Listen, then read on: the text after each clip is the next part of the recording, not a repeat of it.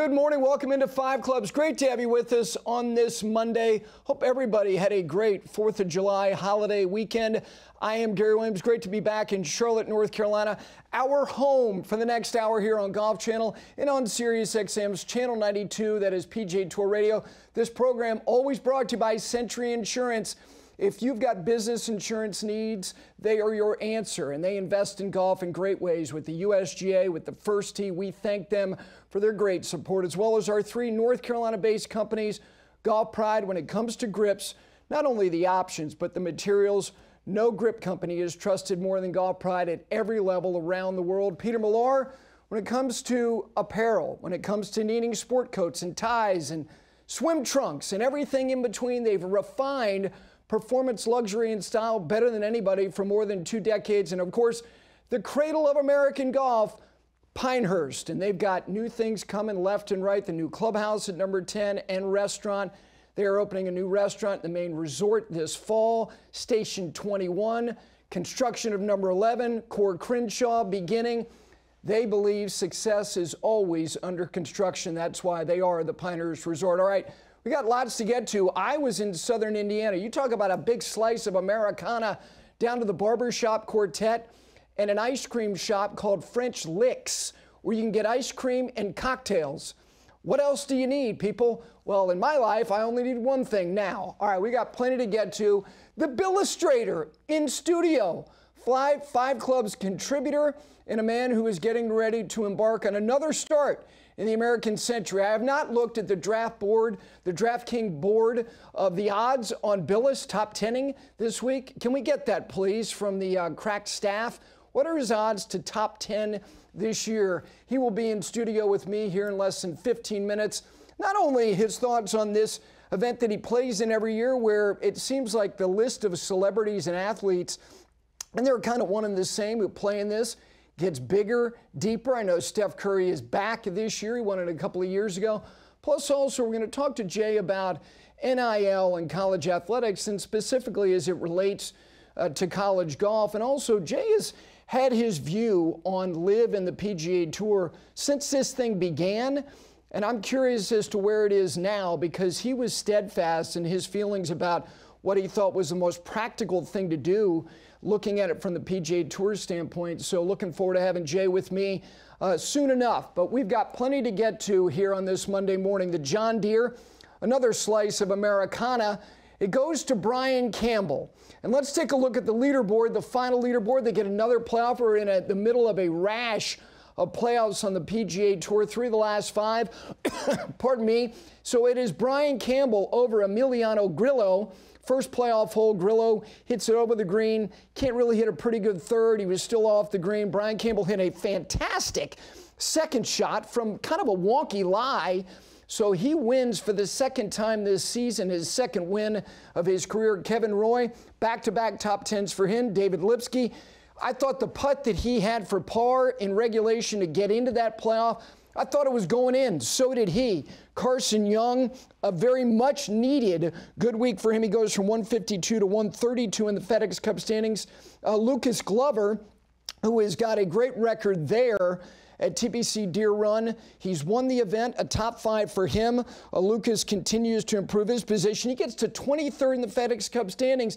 Lucas has a very good chance to go back to the Tour Championship. Jacob Bridgman is having an excellent year. He's 29th in the FedEx Cup. Very impressive. Matt Kuchar, boy, did he need that week. He goes to 112 in the FedEx Cup standings. Max Homa down there, that's his best result on the PGA Tour since the Masters of 2024, and his first top 10 since May of 2024 at the Wells Fargo Championship. He gets to 98th in the FedEx Cup standings, which gives him a shot. And we have belabored the whole importance of 70, because 70 is seems like a finite number that is going to make it into that first playoff event in Memphis in what is basically a month's time.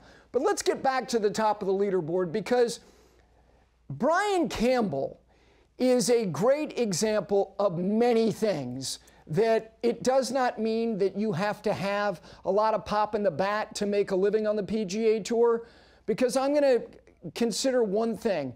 He is 171st in distance off the tee on the PGA Tour. He's a pea shooter. He is, in terms of when you rank players, he's essentially the shortest hitter on the PGA Tour. And he hadn't won once. He's now won twice on the PGA Tour. Davis Love III, Brian Campbell averages 276 yards off the tee. And you're going, well, that doesn't seem that bad. Well, it wouldn't if he was on the tour in 1990. Because Davis Love III in 1990 averaged 276 yards off the tee. He was 8th on the PGA Tour, hitting a Bilas golf ball with that Cleveland Classic oil-hardened RC85 driver. This is 35 years later, and this guy's averaging 276. By the way, Tom Purtzer led the PGA Tour in driving distance in 1990. He topped it out at 279 yards off the tee. 279 has you at the back of the bus in 2025. So consider that. And also consider the fact that Brian Campbell, before this year, had played one other season on the PGA Tour, and that was back in 2016. So he is toiled. I can't use a more appropriate time to use a word that I think is underutilized, toiled, on minor leagues of the PGA Tour. And I think that if there was a camera in the home that he shared with Jake Knapp for several years at Mesa Country Club in Costa Mesa, California, think about those two guys playing minor league golf year after year, and all their friends and the people around Mesa Country Club are going, when are those guys ever going to just say, it ain't happening? But they never gave up on the belief that they could play.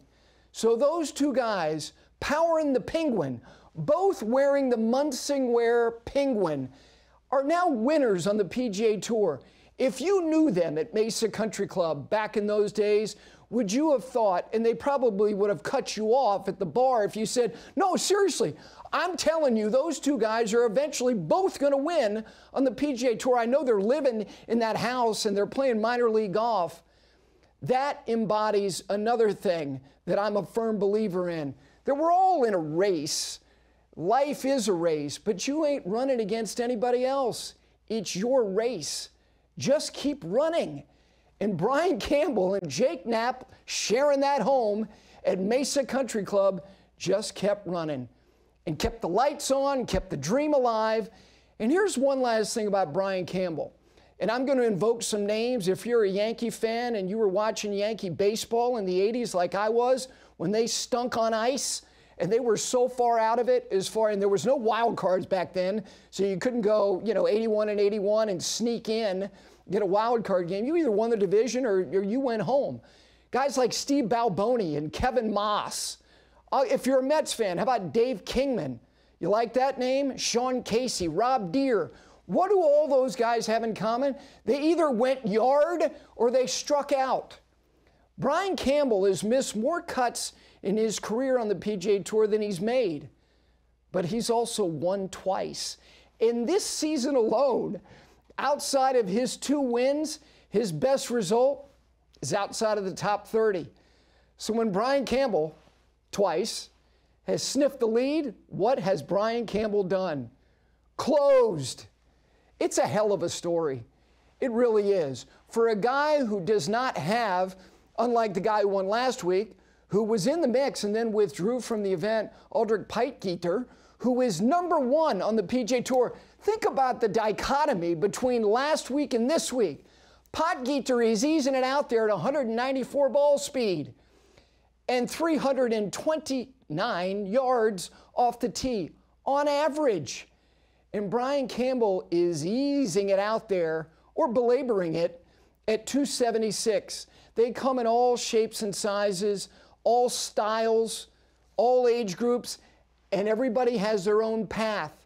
And for Brian Campbell, that path was a lot of injury and a lot of probably days and weeks and months and hell no, maybe even years where he said, I don't know that this is ever going to happen.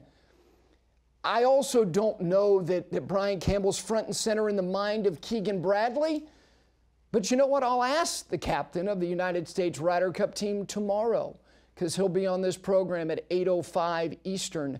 So we'll get his thoughts. He is the one guy who, by the way, is probably not in there. It's him and Russell Henley, the only two players in the top 10 in the official World Golf rankings, not in the field at the Scottish Open, which is loaded.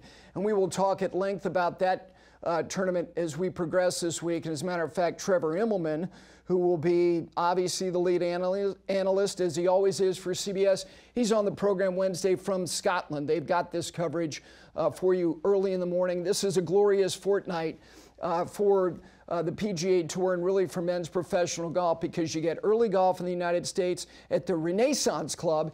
It's also the 1 week out of the year where Renaissance gets morphed into Renaissance right there in East Lothian, Scotland. And then, of course, the Open Championship next week.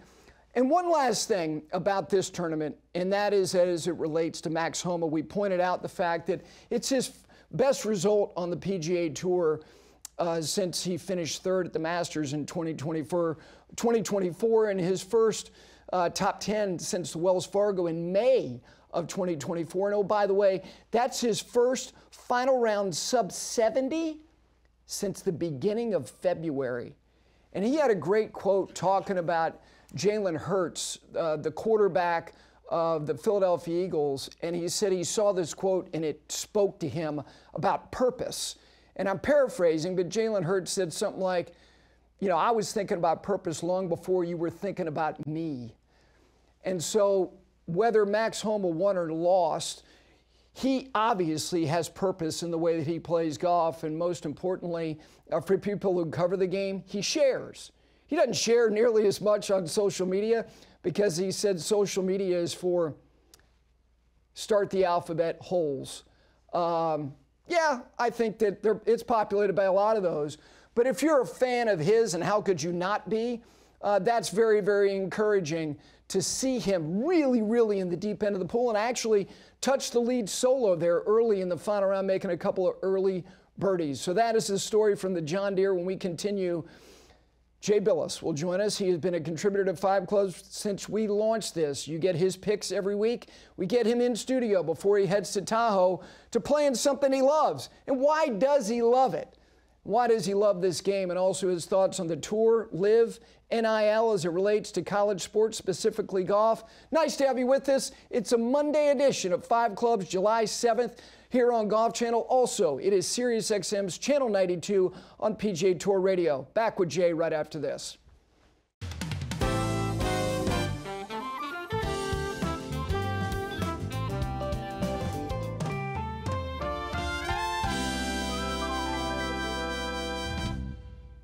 Back in on 5 Clubs on this Monday. This segment brought to you by Peter Millar. Anything you need, literally anything you need to wear, whatever it is in your life that you're going to or attending, they've got it. They have refined performance, luxury, and style better than anybody for more than 2 decades. Peter Millar, go to petermillar.com. They added 200 new items to their website just last week. Speaking of Peter Millar, he joins me now. He's an ambassador. He will be rocking the crown all week at Edgewood Tahoe, back in the American Century, the lead analyst for college basketball. He added the NBA to his plate this year, which made his season longer, and all of the club operators around America rejoiced because it meant his golf season didn't begin when it normally does, including Eric Williamson at Charlotte Country Club. That, of course, Jay Bilas. Good morning. Good morning, Gary. How you doing? Good to see you. This is a big week for you. You love this thing. You really do. What number is this for you at the American Century? 7. I think it's 7th year, something like that. Okay. You play as much golf as you can. I want you to explain, why do you love this? Why do you love playing in this thing? Well, I love playing in the American Century Championship because of the people. From the folks that work at American Century Investments to their CEO, Jonathan Thomas, you name it, the nicest people you've ever met. You've been there. Yeah. And they are just wonderful people. And they create an environment where it's nothing but fun. You certainly want, everybody wants to play well, and there are certain players that expect to win. I'm not one of them.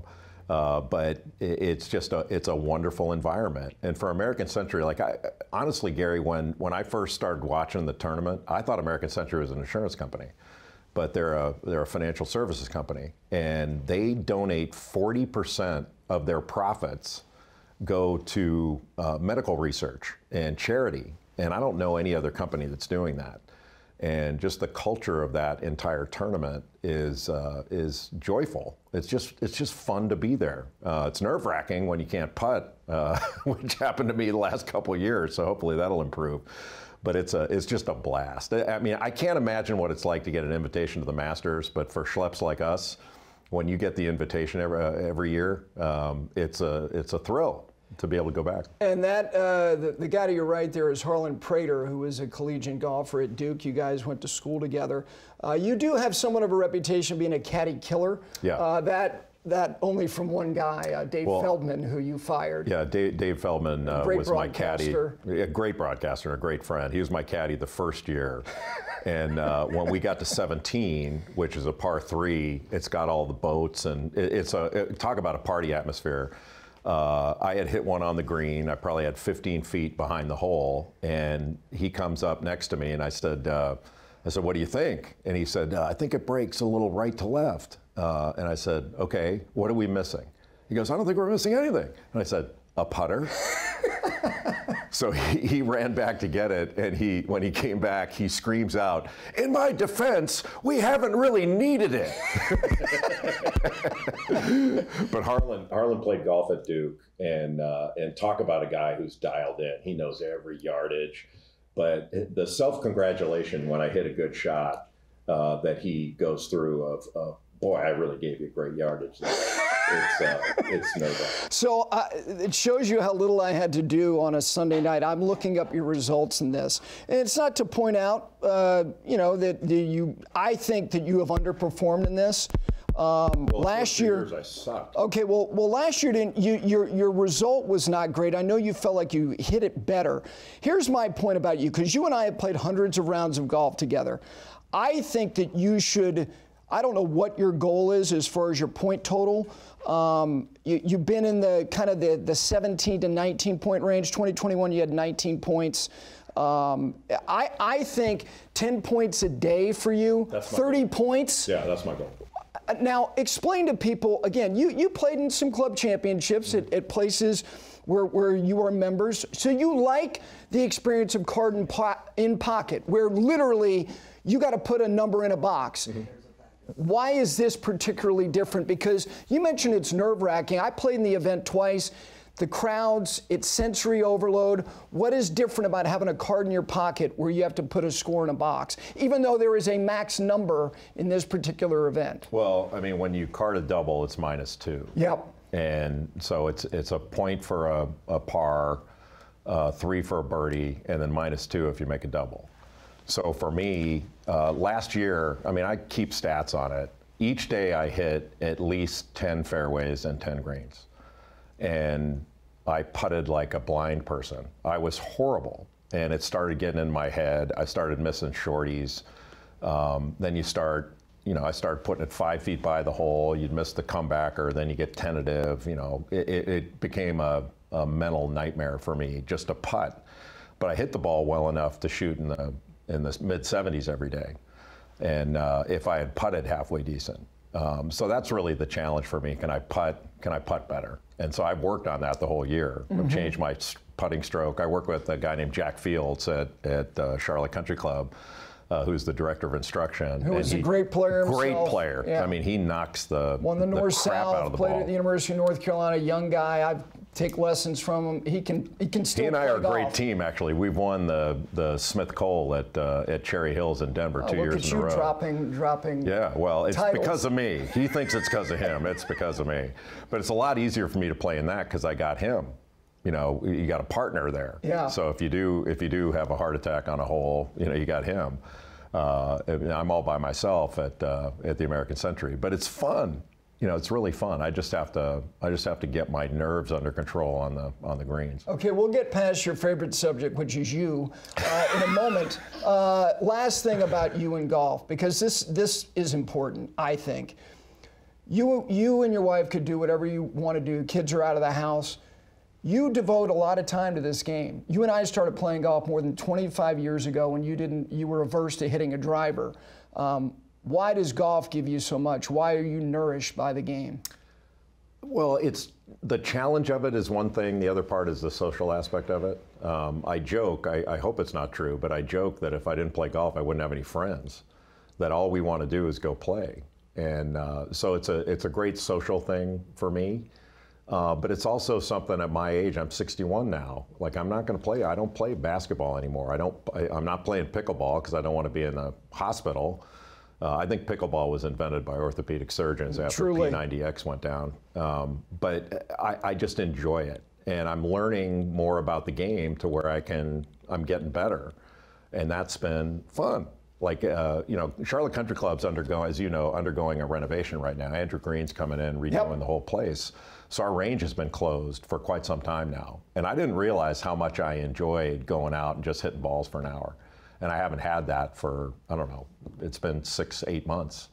And that's going to change in September when it reopens. But I just enjoy the game. And when I was younger, I didn't play. I didn't play when I was a kid. Your brother was still is. Your brother was an elite junior golfer. Yeah. You used to bang heads with Mark O'Meara and John Cook in Southern California. But basketball was your thing.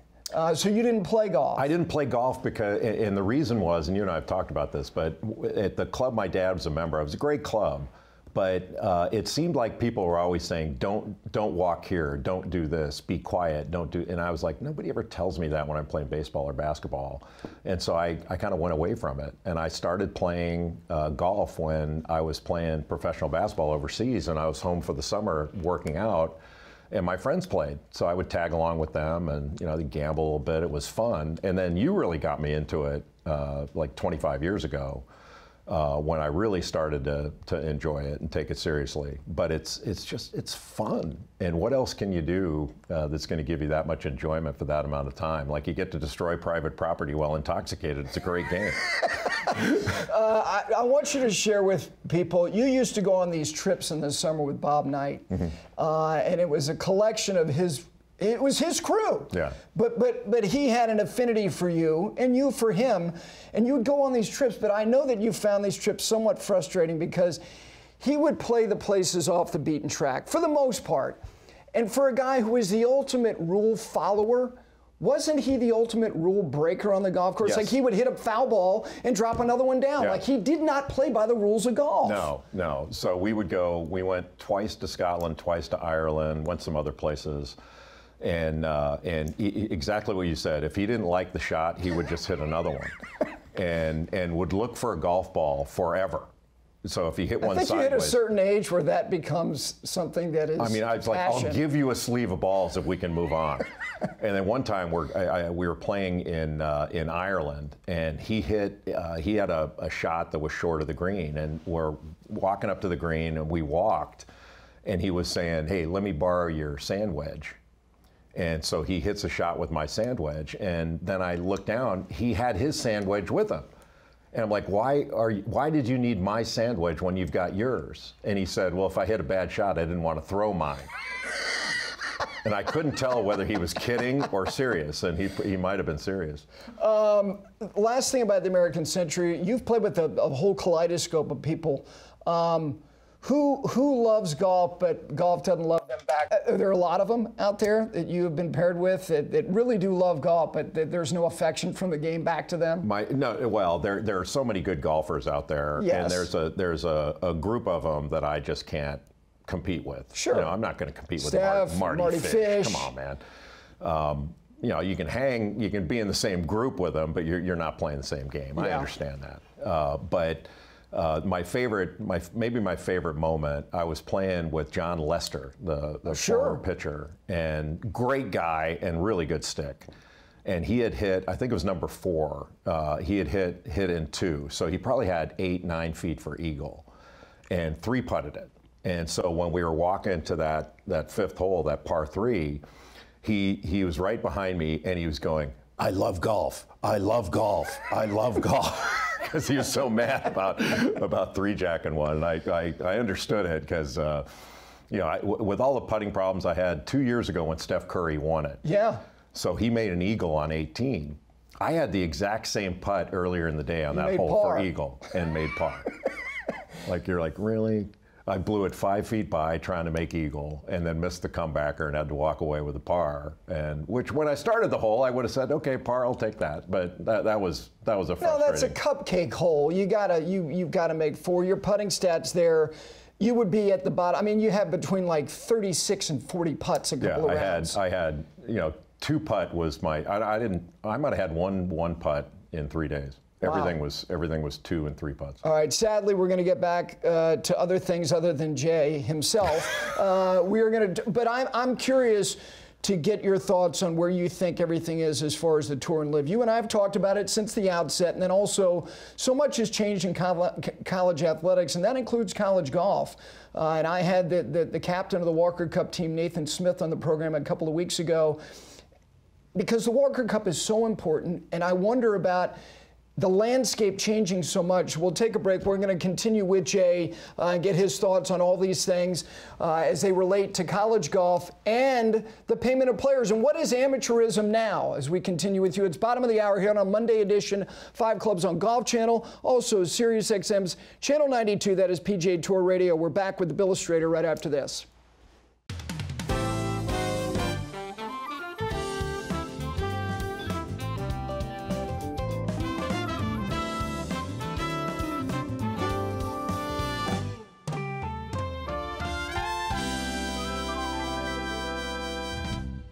Back in on this Monday edition of 5 Clubs on Golf Channel. Of course, you can listen as well. That's Sirius XM's Channel 92 on PGA Tour Radio. This segment brought to you by Golf Pride, from the Align Max Putter Grip Series to the Align Max actually is their new full grip, but the reverse taper putter grip, which I've had for almost 2 years now, and I've not changed that putter grip. Not just because I like it.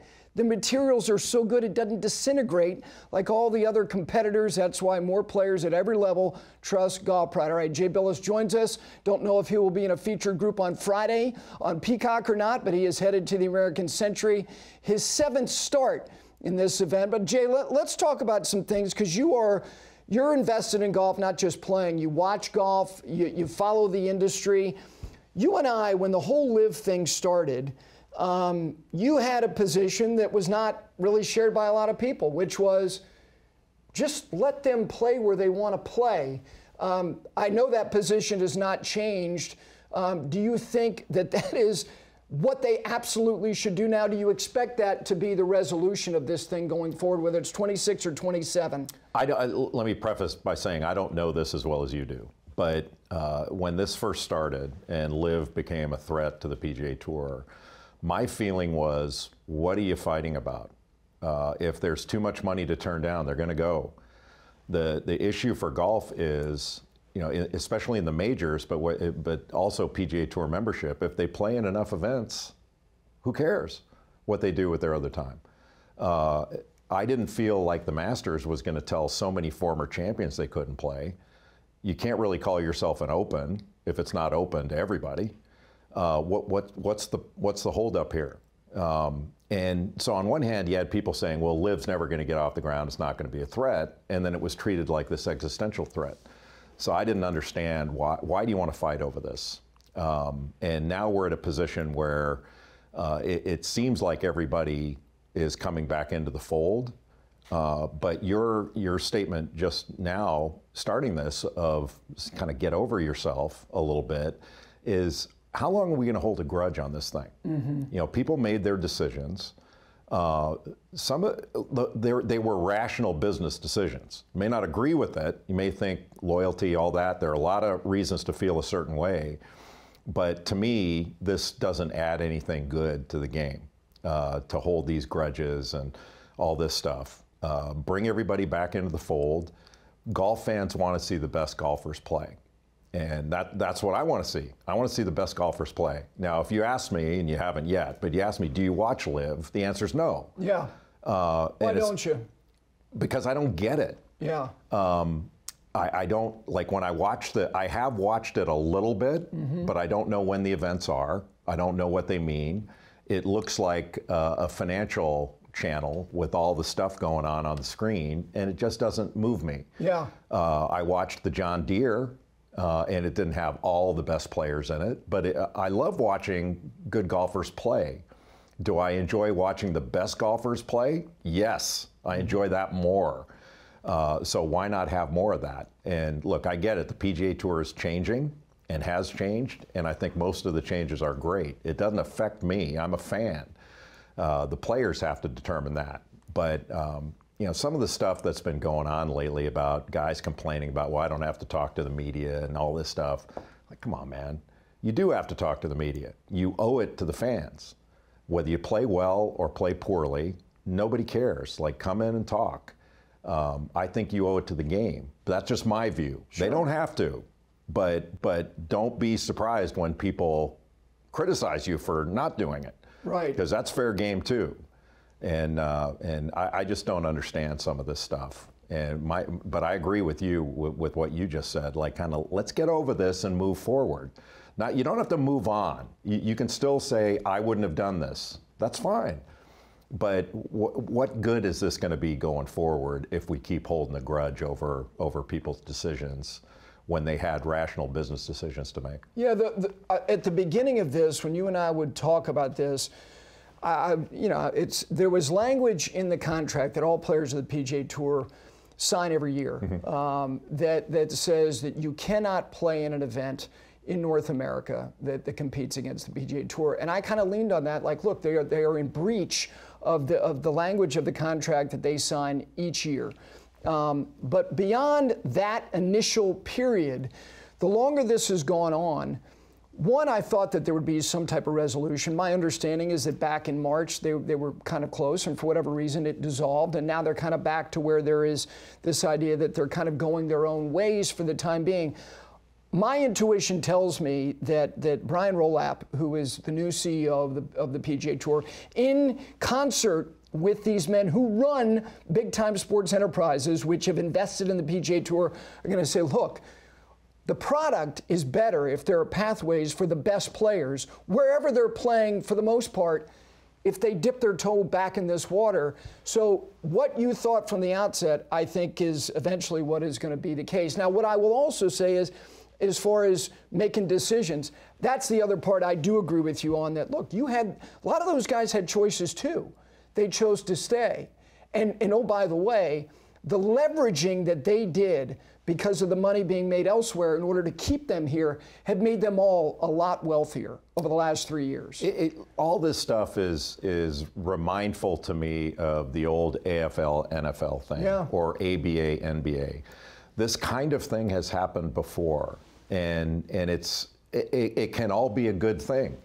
You know, when the ABA started, they were taking players away from the NBA. You know, Dr. J played, George McGinnis, all these great players played in the ABA. Curtis Gilmore. They ultimately merged and took the best teams from the ABA and brought them into the NBA. They did the same thing with the AFL, NFL. The USFL, like your point about amateurism earlier, you know, football players used to have to stay 4 years in college. And it became 3 because of the USFL. They started drafting juniors and paying juniors, and that made the NFL change their policies. So this kind of thing's happened before. Now it's just 3 years out of high school. Yeah. It's not even 3 years of competition. It can be literally a redshirt year. Few players get redshirted now. Right, but it's an NFL rule. It's not an NCAA rule. No, exactly. It's when you're eligible to be drafted.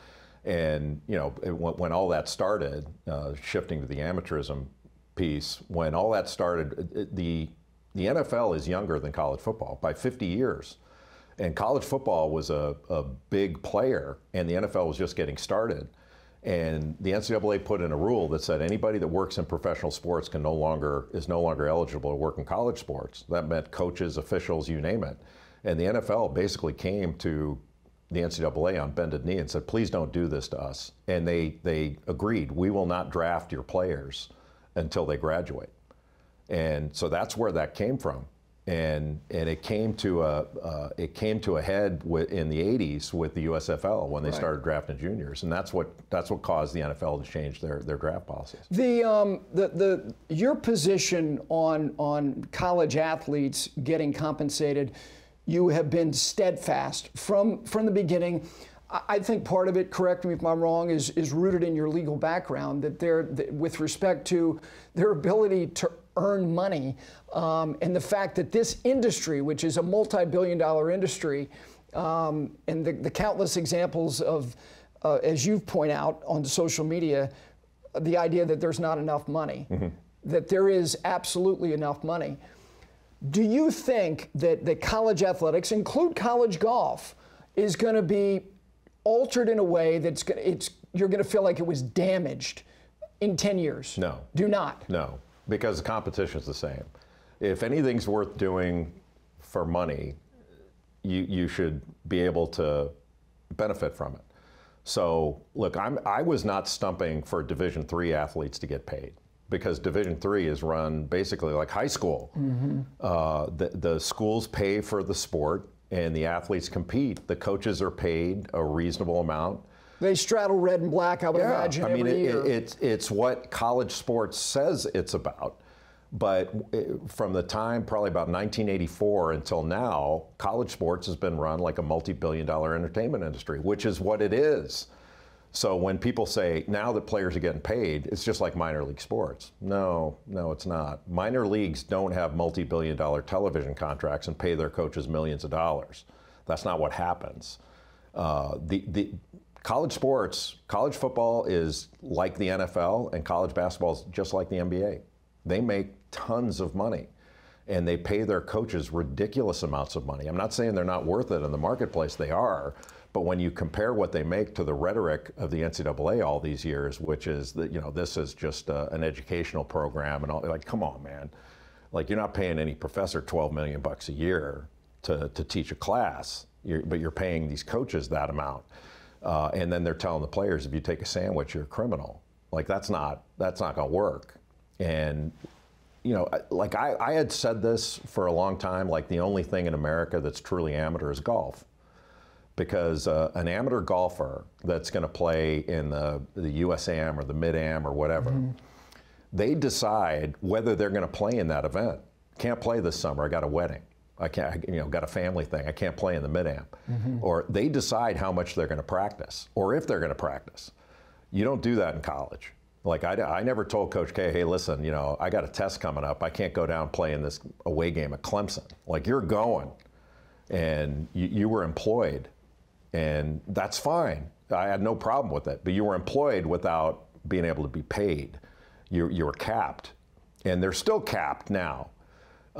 It's just a higher illegal wage cap. And so the NCAA now, with this House settlement, is going to have to figure out in the next several years, how do we make this work? Are we going to collectively bargain with the athletes, which I think is a reasonable possibility, or is Congress going to give us basically an antitrust exemption? Take the House settlement and somehow make it federal law that's going to give the enterprise some protection, so the NCAA isn't sued every 5 minutes because they're violating antitrust law. They have been doing it for 30 or 40 years. They're a serial antitrust law violator. And I think that's been established through all these court cases. And they know it. That's why they settled the House case and paid $2.8 billion in back damages to athletes and agreed to revenue sharing in the future. Your field of expertise is obviously college basketball, and now you ventured into the NBA as well. But as it relates to college athletes, including golfers, the plausibility of them sticking around because they're getting paid and they don't need to start the meter. There's not this. And a couple of high Division I college golf coaches have told me that the going rate for an elite prospect is about $250,000 to get them on campus. Do you think that this will keep good players and even some great players around maybe a little bit longer across the landscape because they are getting compensated at more than just a reasonable level, at a good level? Yeah, we're seeing that in basketball for certain. And I can speak to that hopefully more intelligently than golf or football or things like that. But a player that would be a second-round draft pick more often than not is staying in school because they can make more money and put themselves in a better position to be drafted higher the next year. Years ago, when this was just an idea of players being paid, the answer that the NCAA would give, or the justification, they say, well, hardly any of these players are worth anything. And you go, come on, are you kidding? Like, you're paying your strength coach $1 million, and you think your wide receivers aren't worth at least that?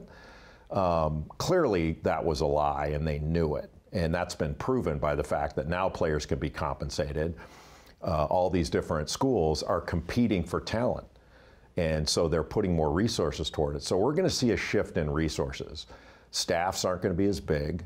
They're not going to spend as much money on lavish facilities because when players couldn't be paid, they spent money on providing them an environment that would attract them in recruiting. Now, a player, an arms race player doesn't care whether his locker is a Taj Mahal.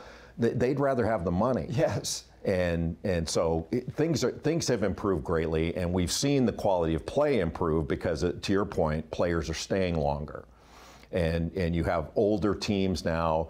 The thing they have to figure out is the transfer portal.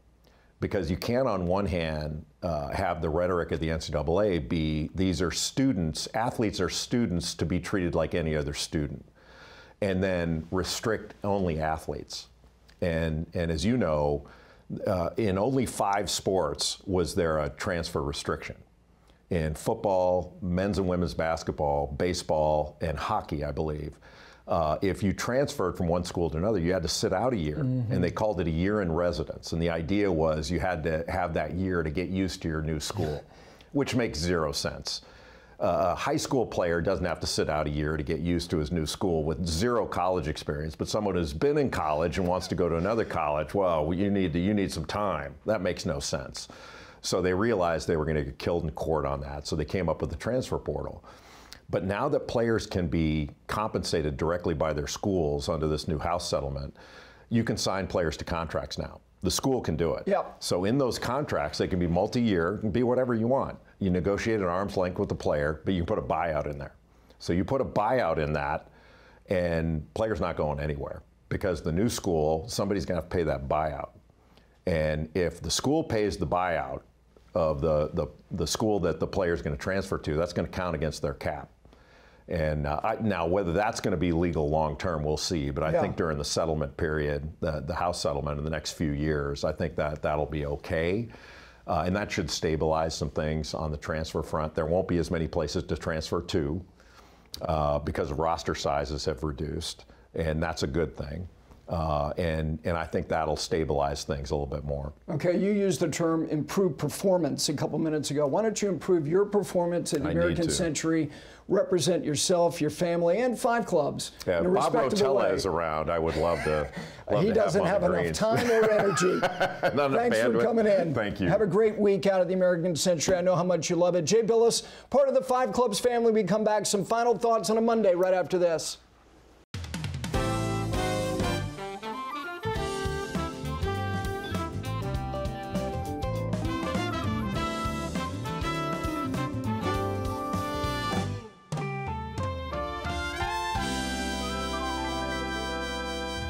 Back in, final couple of minutes here in this Monday edition of 5 Clubs here on Golf Channel. You can also listen. That is Channel 92, PGA Tour Radio on Sirius XM. Rex and Ryan on the Golf Channel side to follow. Rex Hargard, Ryan Lavner, their program, 9 a.m. Eastern time every Monday.